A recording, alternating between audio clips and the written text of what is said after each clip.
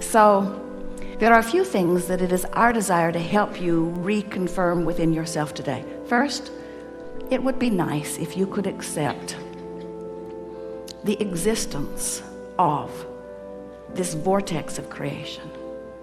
And it would be even nicer if you could see it as we see it, as your present tense of creation.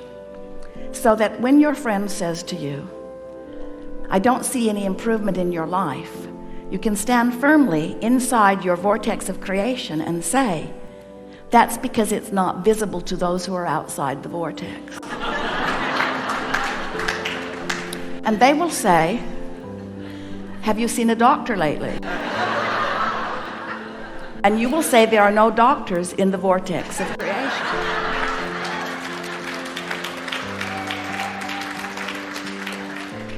When you let being in this vortex, when you let tuning yourself into the vibrational frequency of all that you are be your top priority, you get so much life back. Do you know how many arguments, how many words, how many efforts, how much action is necessary just to keep you alive and out of desperation when you're not in the vortex?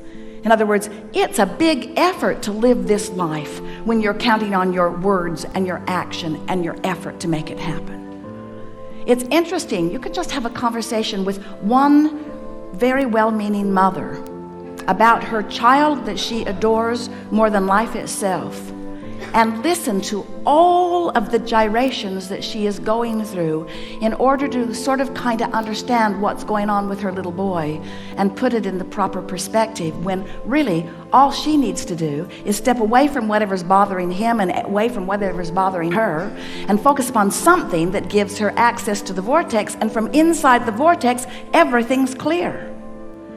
You cannot lead from behind. And if you are not in the vortex, then you have nothing to give anyone. Sometimes people say, Abraham, it seems like you teach selfishness. And we say, we really, really, really, really do. Because selfishness, let's define it. Selfishness means vibrational alignment with self. And in order to understand that, you got to know who self really is. Self is source. Self is pure positive energy. Self is worthy. Self is clear-minded. Self is healthy. Self is full of vitality. Self is eager about life. And when you are willing to be selfish, which means you are willing to mimic the vibration of self, which means you're willing to release the thoughts that hold you apart from that and practice the thoughts that cause you alignment with that, which simply means you're selfish enough to care how you feel. That's when they call it selfish. People say, oh, you're so selfish, you're pleasing you. And what they mean is, you should please me? You're selfish because you please you, and I'm not selfish because I think you should please me instead of you? There's some screwy reasoning going on.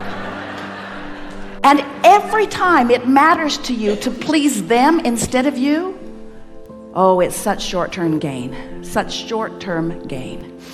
Because when you care about how someone else feels or how they are responding to you, so you behave in order to affect their response to you, you do them a very big disservice, because you teach them that through action and demand or cajole or control or power, that they can wrestle their life to the ground.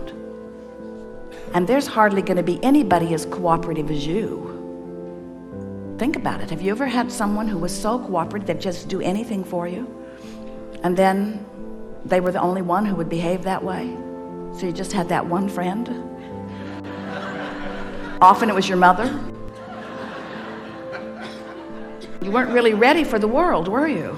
But when you show yourself that you have the power to come into alignment, not just with who you were before you were born, but with all that you've become ever since, not just with you and all you've become, but with Source itself, When you show yourself that by being selfish, which means by reaching for the best feeling thought you can find on whatever subject is active, when you care about being in the vortex, you care about being in concert with the energy that creates worlds. And one who's in the vortex, one who's in alignment with that energy, is more powerful than millions who are not. It's such an interesting thing to watch what goes on in your planet, because you are so good at step one. Most of you have made such a career out of step one. You sift through the data, and you know what you don't want, and you know what you do want, and you know what you don't want, and you know what you do want, and you know what you don't want, and you know what you do want, and you know what you don't want, and you know what you do want, and you know what you don't want, and you know what you do want. And Source is over here, knowing what you want, being what you want, sending out a signal of what you want. Law of Attraction's over here, gathering what you want, gathering what you want, gathering what you want, gathering what you want. You're over here.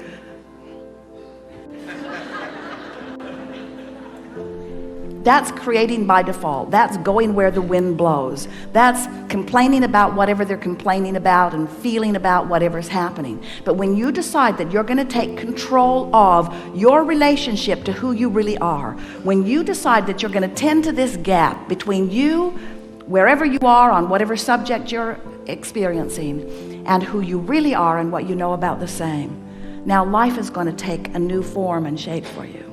You're going to feel exhilarated. You're going to feel satisfaction. Those who are watching you will see you as someone who seems to create tremendously with ease.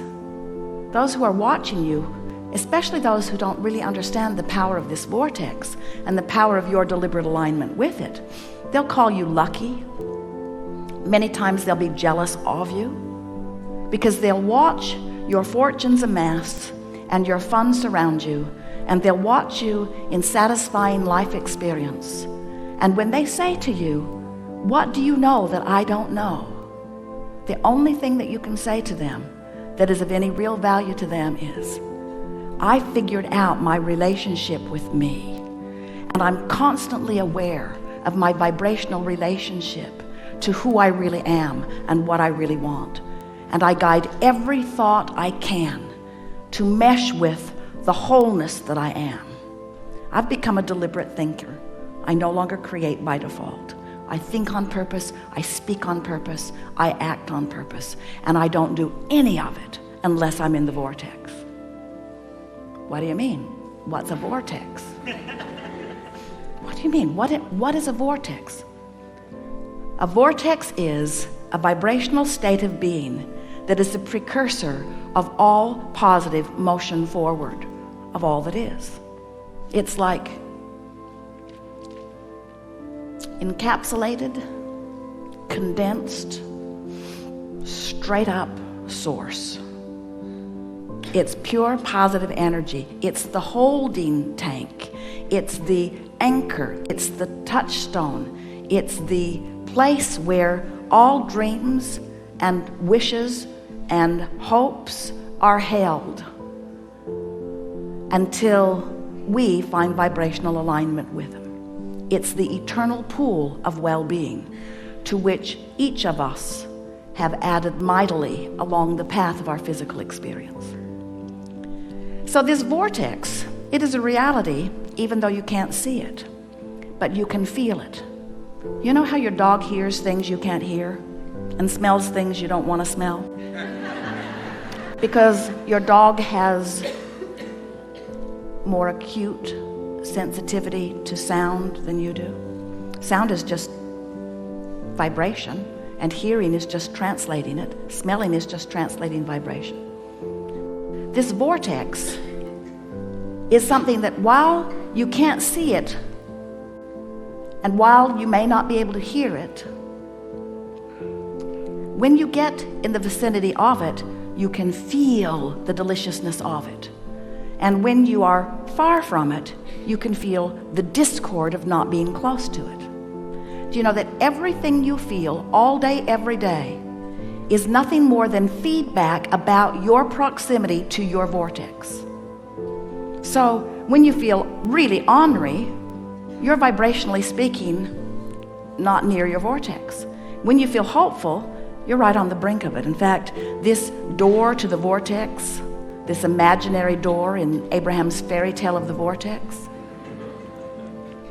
this vibrational entry point is somewhere between hope and belief.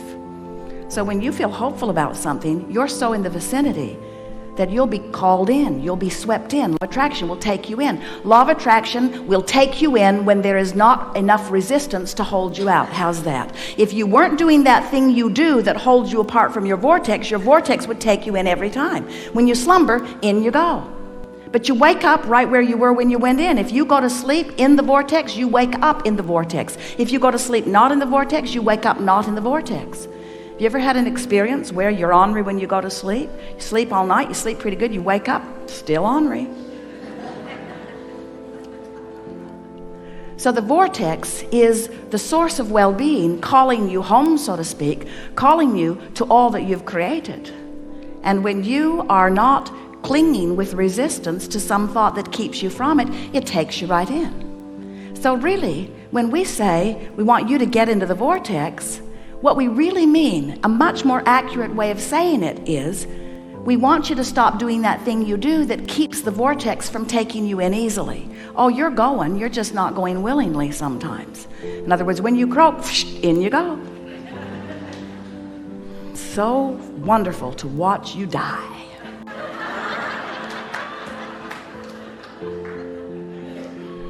Moving immediately into all that you have become, all that you've asked for. But we don't think you should have to croak in order to be in the vortex. We don't think you should have to croak in order to be what life has caused you to be.